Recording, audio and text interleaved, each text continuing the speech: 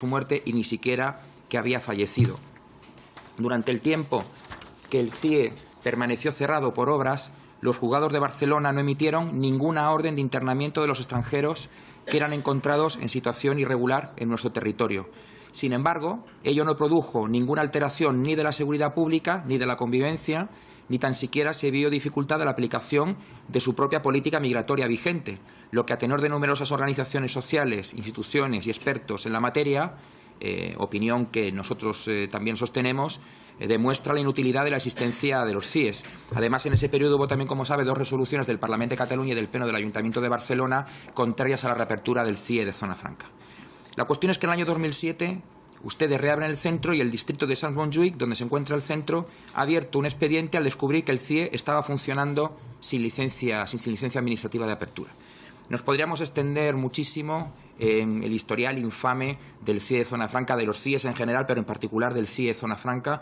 Pero en este momento lo que corresponde es que nos ciñamos a las 2 preguntas que le teníamos formuladas. La primera, que usted explique, por favor, por qué sigue manteniendo ese CIE abierto en actuación de desobediencia institucional y por qué se siguen sucediendo en ese CIE episodios como el que tuvo lugar en marzo de 2007 con un brote de tuberculosis que, a tenor también de algunos expertos, también de algunos sectores de la Administración del Ayuntamiento de Barcelona, fue manejado por el Gobierno de manera irregular, como digo, entre tantos otros episodios que podríamos mencionar de irregularidad en el CIE, pero en este caso nos corresponde ceñirnos a este. Gracias. Muchas gracias, señor subsecretario.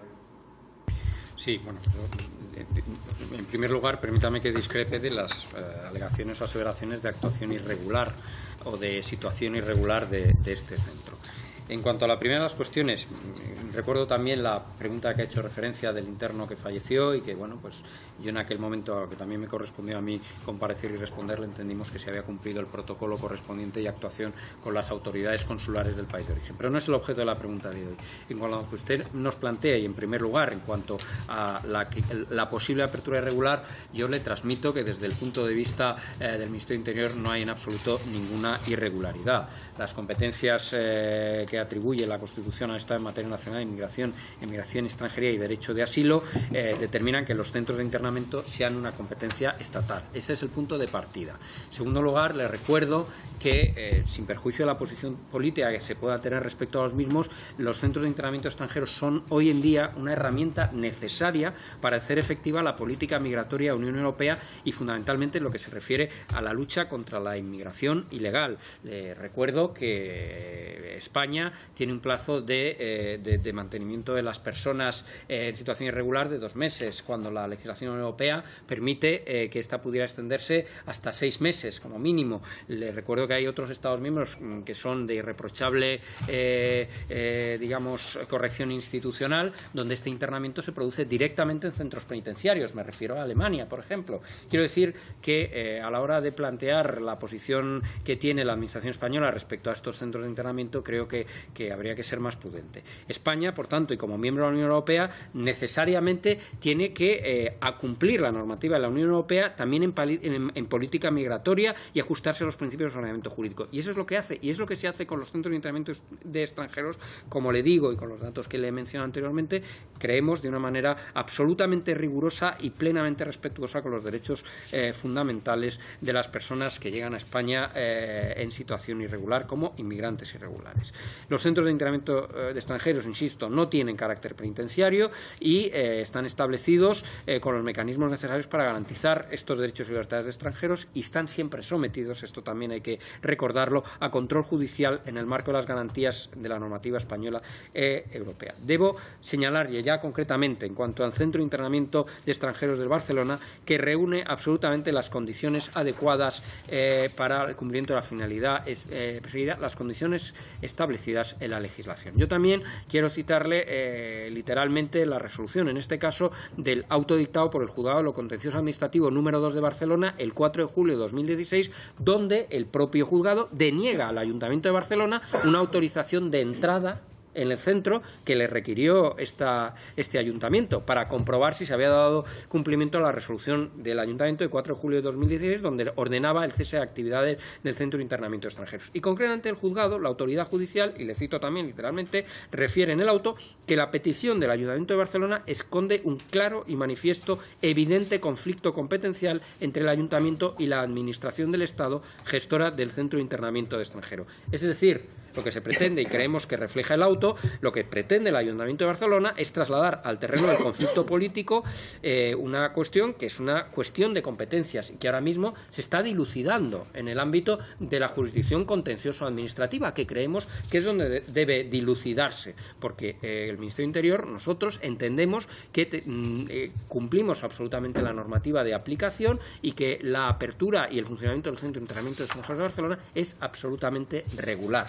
A ver, esperaremos a la decisión de la autoridad judicial al respecto, pero desde luego ya hubo una denegación de entrada para hacer esa comprobación porque entendían que la autoridad o los funcionarios del Ayuntamiento de Barcelona no eran competentes para hacer esa inspección, porque si no hubieran autorizado dicha entrada. En cuanto al incidente, es como acumulado, señor presidente, discúlpeme, al incidente que se produjo, también le quiero hacer el incidente de episodio de tuberculosis en el centro de internamiento y quiero hacerle dos breves precisiones. Primero, a los funcionarios que prestan el servicio, y me refiero a lo que se planteaba en la pregunta, en este centro de internamiento se le realizan anualmente y de forma obligatoria revisiones médicas completas que incluyen pruebas analíticas. Y particularmente, en cumplimiento del dispuesto del artículo 30 del Real Decreto 162/2014, los extranjeros internados son sometidos en el momento de ingreso a un centro a un examen médico para conocer si padecen alguna enfermedad física o mental que desaconseje su internamiento en el mismo, y se valoran muy detenidamente las circunstancias personales del extranjero, lo que más convenga.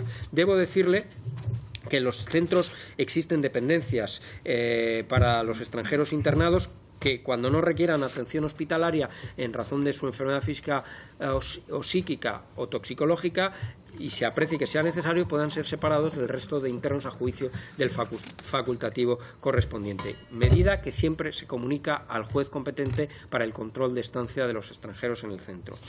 ¿Qué ocurrió el pasado día 15 de febrero? Pues un interno de este CIE de la zona franca fue derivado al hospital de Bellvitge, informando el día 16 que el interno de Uribarri había sido contagiado por la bacteria de la tuberculosis. La Agencia de Salud Pública de Barcelona fue informada del hecho, tanto por el hospital de Bellvitge, en cumplimiento de los protocolos ordinarios establecidos por el Servei de Salud de la Generalitat, como por la propia dirección del centro de internamiento y el servicio médico del centro. O sea que hubo esa puesta en conocimiento. A partir de ahí se llevaron a cabo una serie de actuaciones que son las que marca el protocolo. El servicio médico del centro estableció el reconocimiento de los internos que habían compartido habitación con la persona contagiada los días 20 y 21, llevándose a cabo esta revisión en hospital clínico. Segundo, los 5 funcionarios que tuvieron contacto el día 15 con el enfermo también fueron sometidos a estos exámenes y revisiones médicos. 2 de ellos no pudieron hacerse la prueba de tuberculina por haber dado positivo en el año 2014 como consecuencia de estar vacunados. El resto de funcionarios indicado que se habían realizado las pruebas de RX de tórax a través de su mutua asistencia con resultados negativos. Los otros 3 funcionarios que tuvieron contacto con el enfermo se realizaron las pruebas. Creemos que los protocolos se han cumplido y se activaron correctamente el día 15 de febrero cuando se trasladó al interno al centro penitenciario. Perdone por la extensión. Sí. Señor Expósito, con brevedad. Muchas gracias, presidente. Hay algunos detalles de su pregunta en las que, en fin, no hay tiempo para detenerse, de su respuesta, perdón. ¿Por qué se tardó 4 o 5 días en dar la orden de traslado urgente para hacer las pruebas toxicológicas necesarias? ¿Por qué no se contaba con suficiente personal policial en ese momento en el centro de internamiento para ejecutar ese traslado? En fin, toda una serie de cuestiones. Lo que sucede es que de los 2 temas que le acabamos de plantear, no se trata de casos aislados ni de hilillos de plastilina. Es que usted sabe que en esta comisión nuestro grupo tiene, con ese tema que es muy grave, un talante siempre sosegado, abierto a dialogar, pero es que el asunto de los CIE, señor subsecretario, se pasa de castaño oscuro. No solamente es que presentan un nuevo modelo de CIE como si estuvieran presentando una promoción de chalets. No solamente es que encarcelan inmigrantes en prisiones, personas que no han cometido ningún delito, que lo dicen los autos judiciales, que lo dicen los medios de comunicación, que lo dicen todos los especialistas. Ustedes no pueden encarcelar inmigrantes. Es un escándalo mayúsculo. No hace falta que se lo digamos en esta comisión. Ustedes están quebrantando literalmente la ley. Los CIEs no es solamente que estemos de acuerdo con su modelo, es que los están gestionando de manera escandalosa. Nosotros podemos tener desacuerdos de fondo con el modelo CIE, pero estamos, mientras se cierran, porque se van a tener que cerrar, porque tienen que pasar a la historia como una infamia, lo hemos dicho muchas veces, estamos predispuestos a dialogar sobre cómo se gestiona ese modelo. Pero es que ustedes están llevando la gestión de los inmigrantes en los centros de internamiento de una manera absolutamente fuera de control. Está fuera de control su política. En mayo de este año les enviamos una carta en respuesta al grupo de trabajo al que nos invitaron y tuvimos una primera reunión en sede ministerial. En esta carta les explicábamos que estamos dispuestos a dialogar el nuevo modelo de CIE, a debatirlo y a trabajar sobre cómo están gestionando el modelo en la actualidad. Su respuesta fue remitirnos a la Comisión Constitucional del Congreso. ¿Qué esperan para abrir un proceso de diálogo transparente y público sobre la existencia de los centros de internamiento y sobre cómo la están gestionando? ¿Por qué no lo hacen? No lo hacen por un motivo muy sencillo. Gestionan los CIE de manera oscura porque los CIE son... señoría. Sí, presidente. Porque los CIE son una historia tremendamente oscura y saben que no gozan de la aprobación de la mayor parte de la ciudadanía. Y si se conocieran públicamente las historias que se protagonizan en los CIEs, el 200% de la ciudadanía estarían en contra de su existencia. Abran, por favor, un proceso de diálogo transparente sobre la cuestión de los CIEs y sobre su política migratoria en general. Nosotros le llevamos meses repitiendo desde que estamos en esta Cámara que estamos dispuestos a abrir un diálogo, pero sinceramente no les vemos predispuestos y la manera, insisto y cierro, en que lo están gestionando es escandalosa. Están quebrantando normativas, reglamentos, leyes y acuerdos internacionales que son de obligado cumplimiento por su Gobierno. Gracias. Con mucha brevedad, señor subsecretario. Pues, señor Expósito, yo con el mismo respeto que le tengo personalmente, también permítame que le transmita la absoluta discrepancia con lo que usted acaba de decir. No hay ningún descontrol en los CIEs. No solamente hay un control judicial por parte de la autoridad judicial encargada en cada uno de ellos del internamiento y un seguimiento exhaustivo con controles judiciales sin cumplimiento absoluto de la normativa, sino que también hay un control parlamentario. En fin, no es la primera vez que venimos a, como tiene que ser, desde luego, pero desde luego entendemos que no hay descontrol ni hay ocultación en absoluto. Discrepo absolutamente de la afirmación de que hay un encarcelamiento de los extranjeros. No es un encarcelamiento. O sea, en el centro de Archidona, que todavía no es una prisión, aunque esté destinada a serlo, no hay ahora mismo otros internos. O sea, los inmigrantes irregulares que están allí confinados con absoluta autorización judicial, como no puede ser de otra manera, porque si no, no se hubieran podido internar allí, no tienen ningún contacto ni están sometidos a un régimen penitenciario. Lo siento, yo discrepo absolutamente y creo que esto es un dato objetivo. Y por último, y ya tratando de ser lo más breve posible, tenemos una obligación legal de la normativa de la Unión Europea vigente de actuar así, y si no lo hiciéramos tendríamos consecuencias muy negativas. Yo le invito a que se lea la actualización del Código de Fronteras Schengen de la Unión Europea y las consecuencias que puede tener el que un Estado miembro no cumpla sus obligaciones de control de fronteras exteriores y de control de la inmigración irregular. Consecuencias que pueden llegar a que el Consejo de la Unión Europea recomiende el cierre de las fronteras. Creo que esto es una obligación que tiene el Gobierno y que no se puede en absoluto hacer dejación de la misma, con absoluto cumplimiento de la normativa y con absoluto respeto a los derechos fundamentales. Y creemos que así se está haciendo. Muchas gracias. Gracias. Pasamos a la última pregunta. Punto 16. Escalada de violencia del colectivo taurino en concentraciones pacíficas. Tiene la palabra el señor Luis. Muchas gracias, presidente.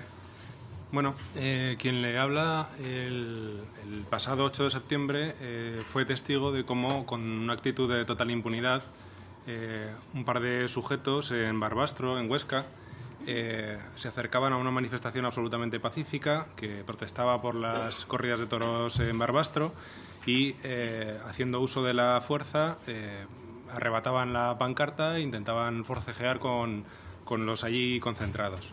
Por eso hicimos en ese momento esta pregunta, que hoy es oral, y preguntábamos acerca de qué instrucciones. Sabemos que efectivamente la Guardia Civil hizo su trabajo y que presentó diligencias y que así se nos ha sido respondido por escrito. Sin embargo, hay otra parte en la que preguntábamos acerca de que si el Ministerio de Interior estaba llevando a cabo algún tipo de acción para evitar la radicalización violenta del colectivo aficionado a la tauromaquia y, en caso de que no, si consideraría que sería interesante llevar a cabo alguna acción al respecto. En ese parecer no hemos recibido contestación, sino simplemente un último párrafo en el que nos decían que no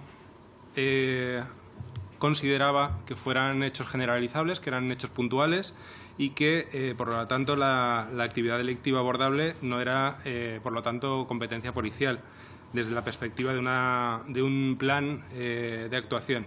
En el pasado pleno, mi grupo hizo una interpelación acerca de las actividades que hacía la extrema derecha y estuvimos comentando que no eran cosas puntuales, no eran unos casos aislados, sino que efectivamente estaba habiendo una escalada. En el colectivo animalista y en el ecologista vemos que toda esta escalada realmente es una tendencia. Le voy a comentar las noticias de los últimos meses. Denuncian agresiones físicas e insultos de toreros contra un grupo de animalistas en Murcia. Un grupo de animalistas denuncia las agresiones al protestar en una feria medieval en Chinchón, aquí en Madrid. Y así una y otra y otra. Hay una sentencia de los 4 detenidos por la agresión a 2 animalistas que estaban simplemente grabando un correbou en Tarragona, que dice además que tenía el agravante de una discriminación ideológica. Estamos hablando de un colectivo... ¿Tiene que concluir, señoría? Sí, presidente. Estamos hablando de un colectivo que no es una